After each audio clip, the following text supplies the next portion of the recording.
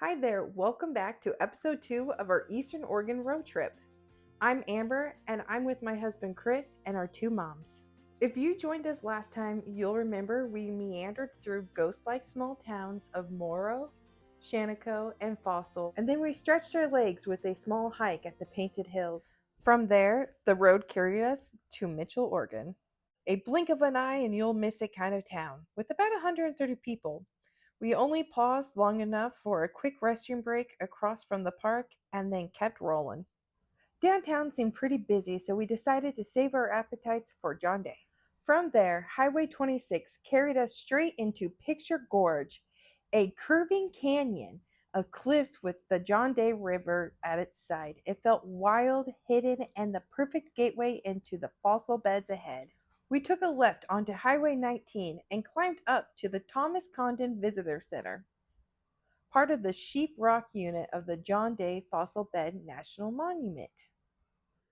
The center has a big parking lot with plenty of space and really clean restrooms, which we appreciated after that drive.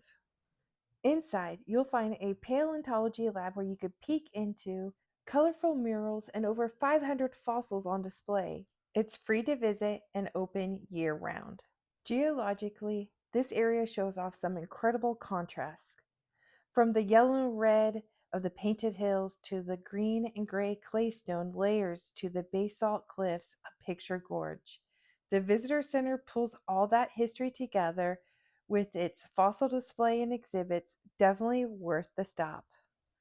From the visitor center, we rolled back down through the canyon, passed through the little towns of Dayville and Mount Vernon, and continued on to John Day. The valley opens up wide here, with the John Day River running through it and the Strawberry Mountains rising to the east. We stopped for a late lunch at 1188 Brewing Company. The food was delicious, the service quick and friendly. It was a nice place to sit down after the drive. Once we finished our meal, we walked around the downtown area. Even though it was a Saturday afternoon, it felt a bit like a ghost town. Most of the shops were closed and the streets were quiet, aside from a few other couples we noticed eating inside the restaurant.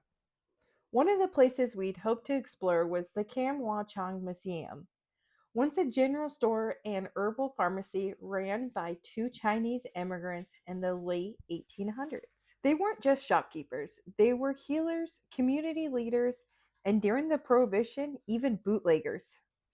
Today, the site is preserved almost exactly as they left it, a rare time capsule of Oregon's Chinese American history. At one point, John Day had a large Chinese community, nearly 2,000 men, but only a handful of women ever recorded, which made it a unique and sometimes difficult place to build a life. These days, John Day is known as a quiet stop for travelers, a base for hunting and fishing, and a gateway to the beautiful Strawberry Mountains. Sometimes the best parts of a road trip are the ones that you don't plan. That was Prairie City for us. We had only pulled in for gas and a restroom break, but quickly found ourselves smitten with this little town. With a population under 900 people, this little town feels like a postcard in real life. Nestled against the base of the Strawberry Mountains and overlooking the John Day Valley, we pulled into the DeWitt Museum Park, which is next to the historic Sumpter Valley Railway Depot, just as the museum was closing. Even so, the park was lively, kids running around, families gathering, the river nearby, and that classic small town energy in the air. On our way out of town, we stopped at the giant covered wagon overlook. From there, sweeping views opened up over the John Day Valley and the Strawberry Mountains in the distance.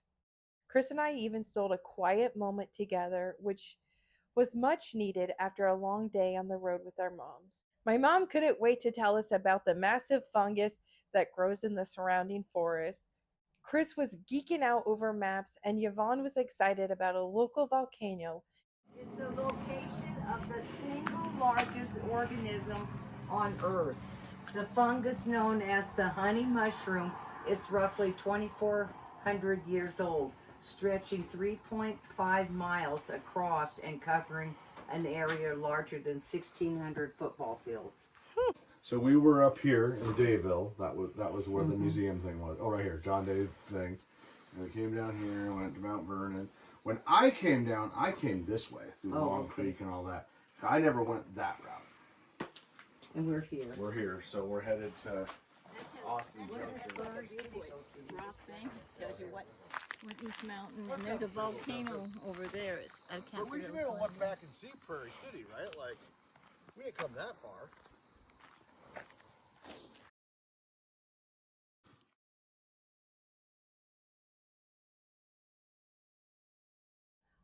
Prairie City may have been an unplanned stop, but it ended up being one of my favorite surprises of the trip. From Prairie City, we wounded our way through forest roads, leaving the high desert behind, and climbed into tall pines and cooler air. By the time we reached Sumter, it was late afternoon with the sun starting to dip a little bit lower. Our first stop was the Sumpter Valley Gold Dredge, and it is massive. At nearly 125 feet long and weighing over 1,000 tons, it once chewed its way through this valley, scooping rock and gravel in search of gold. Between 1913 and 1954, it pulled out an equivalent of more than $10 million worth of gold. Standing next to it, you really can't get a sense of how powerful and destructive these machines were. There's a little visitor center and even a gold panning demonstration when they're open. There's a loop trail that circles the dredge, about a mile and a half. In true family fashion, Chris went right and Yvonne went left. And somehow they met up behind the dredge like it was planned. I'm guessing they found one of the shorter spur loops. Meanwhile, my mom and I stayed back. Her knee was hurting, and honestly, I was starting to feel a little tired as well. We checked out the gold panning station, hung out near the dredge, and scoped out the bathrooms, which were there, but let's just say they weren't the cleanest. We drove through town afterwards, passing a mix of Old West storefronts and rustic lodges. Chris was into it right away, especially when he spotted the Sumter Stockade, a hotel built like a fort, and of course, the historic Sumpter Valley Railroad, where they still run a restored steam locomotive. And as a big steam train fanatic, that was right up his alley. Just outside of Sumter, we pulled into the McEwen train depot. Although it was closed, Chris got out and explored. He spotted some old boilers from engines scattered in the yard, which was enough to get him excited and want to come back. Following the Powder River into Baker City, the scenery opens up into a wide valley, flatlands and mountains in the distance. We checked into the Best Western Sun Ridge Inn, and let me just say, for a Best Western, this place was beautiful. The rooms were huge, the grounds were lush, and perfectly maintained. The pool was gated, and there was tables and chairs, umbrellas, and beautiful hanging baskets. The moms were wiped out and turned in early, so Chris and I went out for a quick bite to eat, where we caught one of the most beautiful sunsets. The next morning, we headed up the hill to the National Historic Oregon Trail Interpretive Center just outside of Baker City. True to our luck on this trip, it was closed when we got there. Still, the views alone made the stop worthwhile. From the hilltop, you could see the ruts in the earth carved by thousands of wagon wheels that came through. Plus, there was a wagon circle mock-up. So you see the road? Mm-hmm. You see this like little tiny line right there? I want to stop on the way back down. Not all the moms. If the moms don't want to go, we don't have to. I'd like to go look, see it. Even though it was already climbing into the high 90s, I was glad we stopped. It really gave us a sense of just how vast this journey was for the pioneers. We could have waited the 15 minutes for it to open, but since I was the only one who hasn't seen it, we decided to keep moving on with our day. On our windy way back down, we pulled into a little turnoff, barely a half mile from the center, where you could walk right out to the sagebrush and see the Oregon Trail ruts up close. The signs along the path made it pretty straightforward. One pointed to the right, another reminded you they were right behind you. But somehow Chris and his mom still ended up deep in conversation trying to figure out the exact direction. Meanwhile, my mom Georgia was happily sharing another fun fact that she had just picked up from one of the nearby boards. It was a simple stop, but between the history, the scenery, and my family's little quirks, it ended up being one of those unexpected fun moments. When you look here, It says it behind you. When you're at that sign. What it says behind you, then this is it. Here. And that sign says to your right, which leads to right here. So here you go. And there was a trail, and that's the trail they made. You can walk down here. Right. And It's on one of the things up there. It said that they did not go up, take the animals up and down Flagstaff Hill, Yeah. because it's too steep Yeah. for the animals. But right here is the Oregon. We're all. If Mom, come stand right here. We can all stand in the Oregon Trail for a few seconds. There you go. Yay! Oh, my stomach hurts. I think I have cholera. I thought you actually had a poopy or something. Come here. on the Oregon Trail. Let's see, I can't really see. Our next stop was a Chinese cemetery, which is tucked behind a grocery outlet and a gas station. It's easy to miss if you didn't know that it was there. But it's an important reminder of the thousands of Chinese immigrants who came here in the 1800s to work mining and railroad construction. Eventually, many of the remains were sent back to China, but grave markers and memorials remain. This isn't my first time here. My sister Jacqueline and I had stopped previously, but I thought it was important to share it with Chris and our moms. Before leaving town, we drove through downtown Baker City. The city has such a strong sense of history with gorgeous old buildings and beautiful churches. I will definitely come back and explore more. Oh, the alligators climbing up the side of the There's a building. line. I saw the lion last night. We tested here last night. The turtle, and then you could see the ostrich right here. What caught us off guard was the whimsical animal statues scattered around downtown. One block it's giraffes, the next monkeys. It added such a fun, unexpected art vibe to the city and kept us on the lookout as we drove. Then there was this park, Geyser Pullman Park, with the Powder River running right through it. The whole place looked so inviting. There was wide stretches of green grass, big shady trees with sunlight poking through, a playground, picnic shelters, and even an amphitheater. That morning there was an outdoor church service happening, and it just added to the welcoming atmosphere.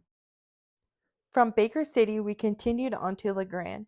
We were curious about Eastern Oregon University, so we did a quick drive-through of the campus.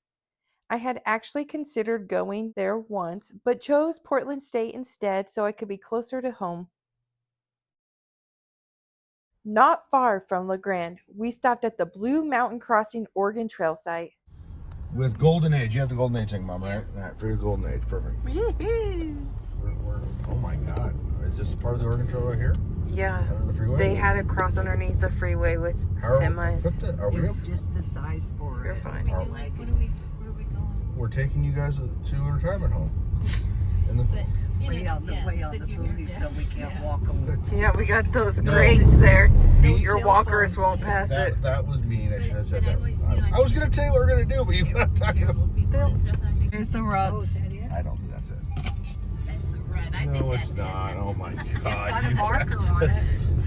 So, anyways, when we were at that first place, looking at the Oregon Trail, Yeah. Georgia, we looked at it, remember, and it said, oh, there's one outside of La Grande. Right. So I had Amber put it in, and it said it was 3 miles off the road. I said, okay, 3 miles isn't bad. We'll go see it. It's supposed to be the best one in Oregon, so. Go back on to freeway. There you go. It's that one right there, right by the power lines. Do you think the power lines were there when they came through? Yeah. Yeah. Well, they built them as they were going. Well, how else did they know where to train those fries at? You go to the power line, you go left about a mile. You're gonna. Read the smoke signal. Yeah. Amber's just hoping for a bathroom. She's Come on, scrap I'm gonna wood. pee What right does that there. say? That says something about a lower gulch access. I know that. Picnic area, California Gulch Trail, early lodging display.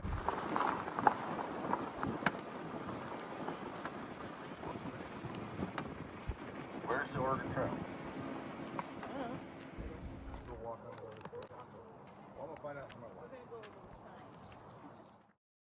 It's a short half-mile loop trail through the forest where you can see wagon ruts worn deep into the ground. Benches along the trail gave us a chance to pause, especially for my mom, who liked pointing out different plants and trees. And in true fashion, Chris and Yvonne picked right back up on the same debate they had earlier in the day about exactly where the wagon ruts were. The signs were clear enough, but watching the two of them analyze it like detectives made me laugh. It was deja vu from the morning all over again. And keeping with the theme of this trip, the site had bathrooms, but they were closed, which is a little unfortunate. But at this point, it just felt like part of a running joke. It's like if there was something that we wanted to see or something we needed, the chances were that they were closed.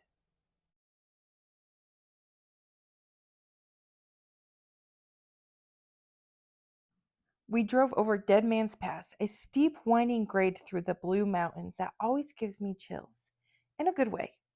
Heading west, it drops you into a wide open valley of Pendleton, with farmland spreading wide below, easily one of my favorite views of the whole trip.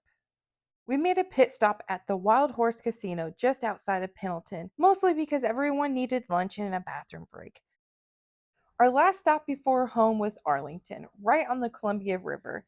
This little riverside town has become one of my favorite go-tos on I-84. It's small, just a few hundred people, but it's got a lovely park with green grass, picnic areas, a playground, a veterans memorial, and even a swimming dock. There's a caboose on display, public restrooms, and easy access right off the freeway. Every time I stop there, it feels like a hidden gem along the Columbia.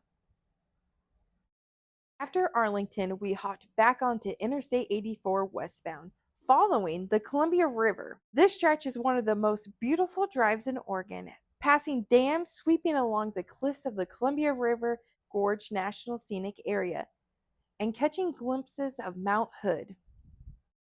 It was a perfect backdrop to close our Eastern Oregon road trip, a journey full of valleys and canyons, histories in small towns, laughter and family quirks. And as we followed the Columbia back towards home, it felt good to end it where we began, surrounded by Oregon's incredible beauty.